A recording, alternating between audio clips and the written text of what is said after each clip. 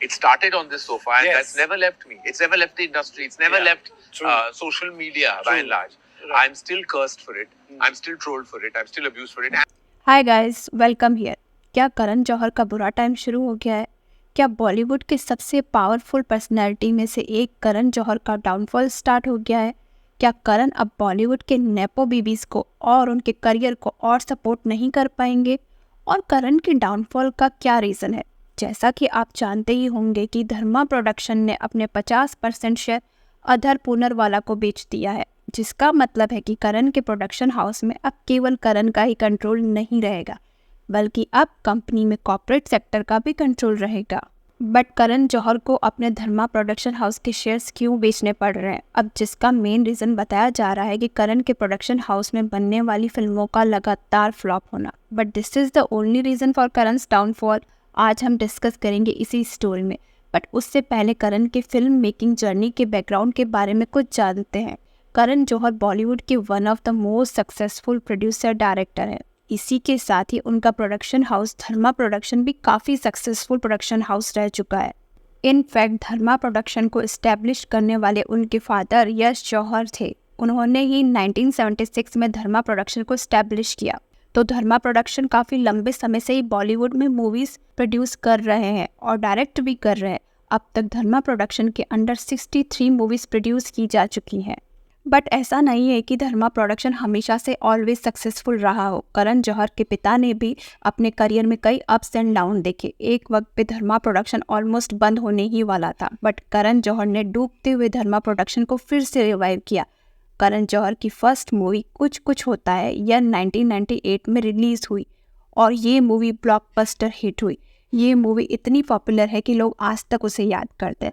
इस मूवी का modern yet family oriented vibe सबको ही काफ़ी पसंद आया। यहाँ तक कि शाहरुख खान और काजोल की पेयरिंग भी एक बार फिर से सुपरहिट हुई और लोगों के बीच काफ़ी पॉपुलर हुई और पसंद की गई। इसके बाद करण जौहर ने दूसरी मूवी डायरेक्ट की, कभी खुशी कभी गम, जिसमें बहुत बड़ी स्टार कास्ट के साथ करण जौहर ने काम किया। इस मूवी में भी शाहरुख खान मेन लीड रह चुके थे। सिंस शाहरुख खान और करण जौहर की अच्छी बॉन्डिंग हो गई थी, तो इन्होंने साथ में कई मूवीज़ में काम किया, जिनमें से काफ़ी मूवीज़ हिट भी रही। अब पहले करण जौहर अपनी मूवीज़ में मोस्टली शाहरुख खान और काजोल को कास्ट किया करते थे as a lead pair. But 2012 में करण जौहर ने student of the year movie direct and produce की, जिसमें उन्होंने 3 न्यू कमर्स को इंट्रोड्यूस किया, आलिया भट्ट, वरुण धवन एंड सिद्धार्थ मल्होत्रा। मूवी ने अच्छा परफॉर्म किया, बट उसके बाद Karan Johar was obsessed with Alia Bhatt और उनके साथ उन्होंने कई और मूवीज़ में काम किया, जिसमें से कुछ तो उन्होंने डायरेक्ट किया और कुछ को उन्होंने प्रोड्यूस भी किया। इनमें से ज़्यादातर मूवीज़ हिट भी रही। ऐसा लग रहा था कि Alia and Karan both are lucky for each other.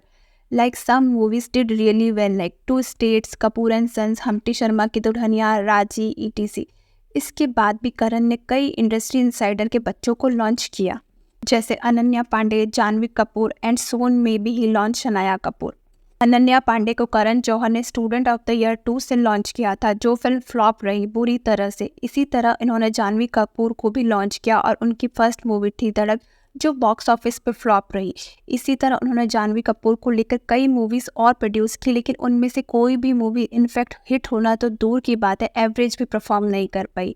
हाल ही में अनन्या पांडे को लेकर एक शो भी OTT पे रिलीज़ हुआ, जिसे आपने भले देखा ना हो बट नाम जरूर सुना होगा, कॉल मी बे। ये शो भी कुछ खास नहीं कर पाया करण जौहर और अनन्या पांडे दोनों के लिए ही। सो इन शॉर्ट, करण जौहर का ऑब्सेशन विद स्टार किड के लिए कुछ अलग ही लेवल पर है। बट इतनी फिल्मों में काम देने के बाद भी कोई भी इनकी मूवी सुपरहिट या इवन हिट तक नहीं रह पाई बॉक्स ऑफिस पे। अभी हाल ही में धर्मा प्रोडक्शन से सनाया कपूर जिस मूवी से लॉन्च होने वाली थी, उस मूवी को शेल्व कर दिया गया है। ऐसा खुद महीप कपूर, जो कि शनाया कपूर की मदर है, उन्होंने अपने show widest life of Bollywood wife में रिवील किया था। इनिशियली आलिया भट्ट की मूवीज डिड वेल, बट फिर भी कोई भी मूवी धर्मा प्रोडक्शन के अंडर सुपरहिट या ब्लॉकबस्टर नहीं रही। ऐसी मूवी जिसे लोग लंबे समय तक याद रख सके, जैसे कि कुछ कुछ होता है या कल हो ना हो या फिर कभी खुशी कभी गम रही थी। सो पिछले 10 से 15 सालों से धर्मा प्रोडक्शन के अंडर एक भी मूवी ऐसी रिलीज नहीं हुई है जिसने फाइनेंशियली तो बहुत अच्छा किया ही हो, सक्सेसफुल रही ही हो, इसके साथ ही लोगों के दिलों में भी लंबे समय तक याद रखी गई हो या उसका इम्प्रेशन इतना पावरफुल रहा हो। इसके साथ ही कई मूवीज फ्लॉप भी रही हैं, so this could be one of the reason for Karan Johar thought about selling his share. And also Sushant Singh Rajput की डेथ के बाद से बॉयकॉट बॉलीवुड का जो ट्रेंड चला उसमें कई मूवीज़ को बॉयकॉट करने का भी ट्रेंड चल पड़ा था, जिसके बाद से ही लॉकडाउन के बाद थिएटर काफ़ी खाली रहने लगे, जिसमें करण जौहर और कई बॉलीवुड सेलिब्रिटीज़ को भी पब्लिक से काफ़ी हेट मिलने लगा और करण जौहर को तो काफ़ी ट्रोल भी किया जाने लगा इस वजह के कारण, क्योंकि वो नेपो बेबीज़ को काफ़ी सपोर्ट करते हैं। करण जौहर ने तो ये भी कहा था वो मूवी प्रोड्यूसर हैं और वो जिसे चाहे अपनी मूवीज में कास्ट भी कर सकते हैं। चाहे मैं अपने फूफे के बेटे को लॉन्च करूं या मेरी चाची के भतीजे को लॉन्च करूं, I can do what the I want. Which is right कि करण जौहर का अपना पैसा है, जिसके साथ भी काम करना चाहे वो कर सकते हैं। He is completely right to do it.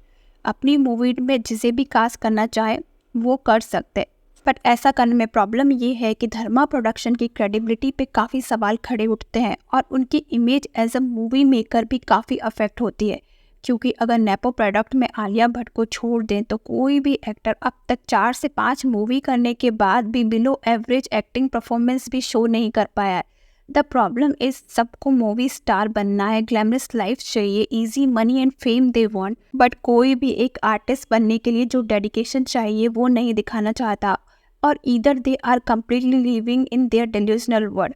हाल ही में Alia Bhatt starrer Karan Johar produced movie Jigra release हुई। डिस्पाइट गुड रिव्यूज मूवी ने अच्छा परफॉर्म नहीं किया फाइनेंशियली। जैसा कि आपको पता ही होगा, इस मूवी को लेकर दिव्या खोसला कुमार ने एक स्टोरी शेयर की थी अपने इंस्टाग्राम हैंडल पर, जिसमें दिव्या खोसला कुमार ने एलिगेशन लगाए करण जौहर और आलिया भट्ट पर कि जिगरा मूवी को जब वो देखने गई तो सारा थिएटर खाली था, जिसका स्क्रीनशॉट भी दिव्या ने अपनी स्टोरी पर शेयर किया था और करण और आलिया को अक्यूज़ किया कि कैसे वो मूवी को हिट साबित करने के लिए फेक नंबर मीडिया में शो कर रहे हैं।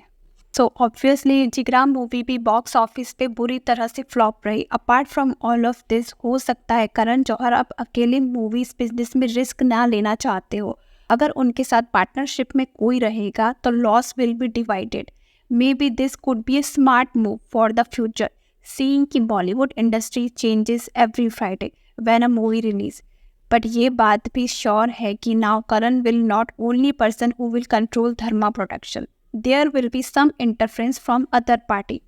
As of now Karan Johar ही धर्मा प्रोडक्शन के क्रिएटिव हेड हैं और उनके दोस्त अपूर्व मेहता ही सीईओ हैं, जो पहले भी उनके प्रोडक्शन हाउस के सीईओ हुआ करते थे। So what's your thought on this issue? Please let me know in the comment section. You might have different opinion than me, so please let me know in the comment section.